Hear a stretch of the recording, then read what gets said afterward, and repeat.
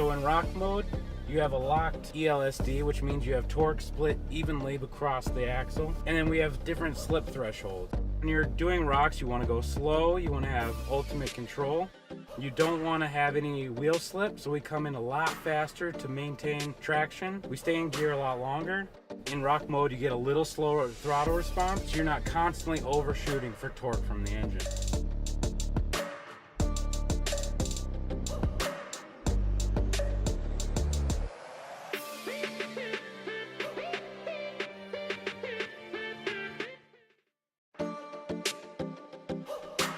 When you're climbing a steep hill or you're going down a steep hill, we want having a technology to help the driver out. So we have a speed select button, and you can set your speed on the dash using the paddle shifters. The upshift on the paddles to increase the speed, and you can use the downshift to decrease your speed. It tells the engine and the brakes to maintain speed as it best can and to provide the most amount of grip over every situation. The nice thing about select speed control is it takes a lot of the stress out of driving because it controls your speed for you, so you can concentrate on your line.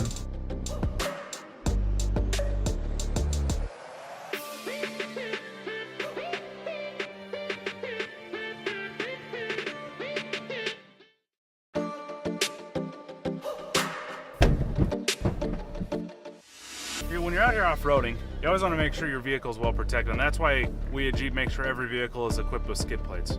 Heavy duty steel is outfitted underneath the vehicles. So we've got skid plates under the transfer case, the oil pan, the fuel tank, and then we've got rock rails under the doors to really give us total body protection under here. So it sounds a little rough when you do it the first couple of times, but that's what they're there for.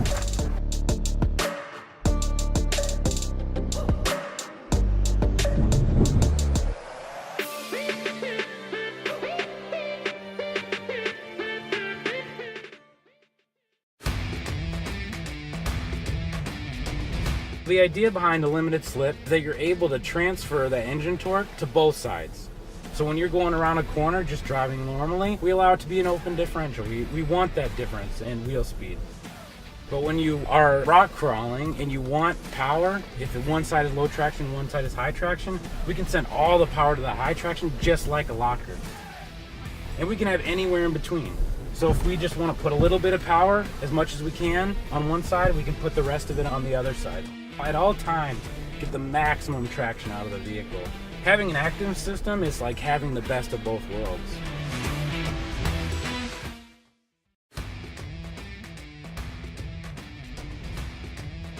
With these adaptive systems we have on the car, we can easily go to sand mode. It loosens up our stability control. It takes away all engine management, so you can really build up the engine RPMs and build up the speed.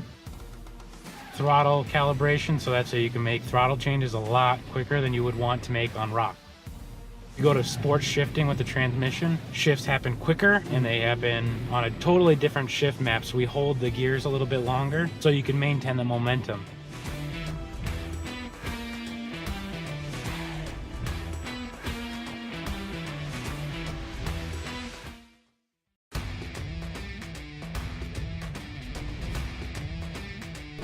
I can't think of, any other car out there that opens up a world like this.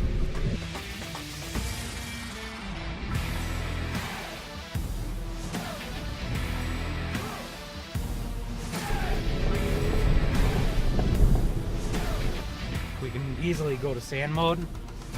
It loosens up our stability control. It takes away all engine management, so you can really build up the engine RPMs, and momentum is key with sand.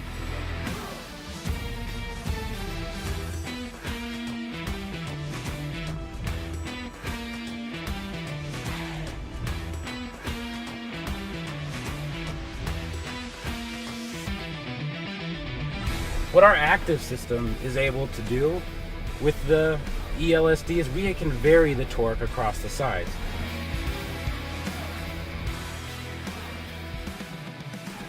In sand mode, we don't do any engine management. So if you start to slide out, we can help you kick you back in with our brake system, but we don't take away the engine power, which means that you don't get bogged down and you don't get stuck out in the sand. The great thing about Moab is These obstacles are just constant and relentless. One right after the other.